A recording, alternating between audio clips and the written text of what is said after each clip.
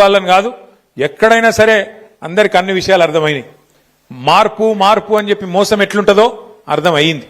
మార్పు మార్పు అంటే ఇప్పుడు ఎదురు చూస్తాను అందరూ, ఎప్పుడు ఎలక్షన్ వస్తుందా, ఎప్పుడు మళ్ళా కేసీఆర్ గారిని తిరిగి తెచ్చుకుందామా అనే ఆలోచన ఇలా తెలంగాణలోని ప్రతి బిడ్డకు, ప్రతి కుటుంబంలో ఉండే ప్రతి అన్నకు, ప్రతి తమ్మునికి ఉన్న మాట వాస్తవం.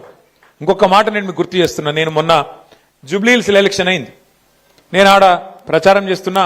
ఒకరోజు మీ ఆటో అన్నలకు అండగా నిలబడాలి, ఈ ప్రభుత్వానికి సిగ్గొచ్చేటట్టు ఒకరోజు అందరం కలిసి ఆటో ఎక్కుదాం, ఎక్కి ఆ ఆటో అన్నలతో వాళ్ళ స్థితిగతుల గురించి మాట్లాడదాం.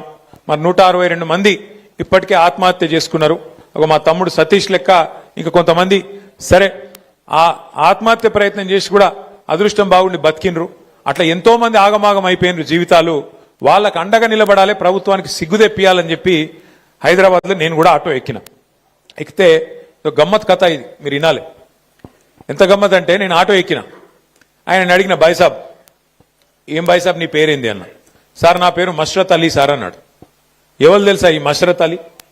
ఈ మష్రత్ అలీ అంటే ఆయన ఎవరంటే, ఈయనకు మన గవర్నమెంట్ ఉన్నప్పుడు, కాంగ్రెస్ ఇంకా అప్పుడు అపోజిషన్ ఉన్నప్పుడు ఈ మష్రత్ అలీకి 2 ఆటోలు ఉండే.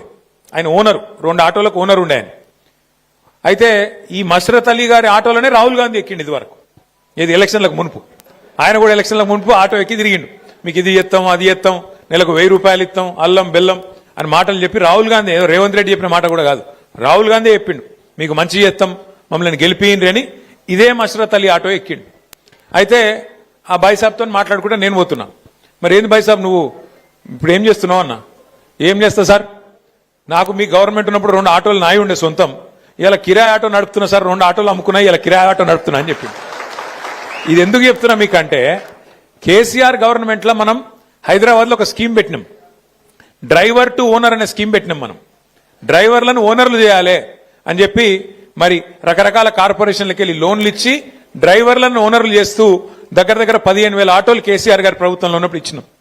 ఆ రోజేమో డ్రైవర్ టు ఓనర్, ఇవాళ ఏంది పరిస్థితి, ఓనర్ టు డ్రైవర్. ఇక మార్పు మార్పు అంటే ఇట్లున్నది మార్పు, ఓనర్లు డ్రైవర్లు అయ్యే పరిస్థితి. మరి కేసీఆర్ గారి గవర్నమెంట్ లో మంచిగా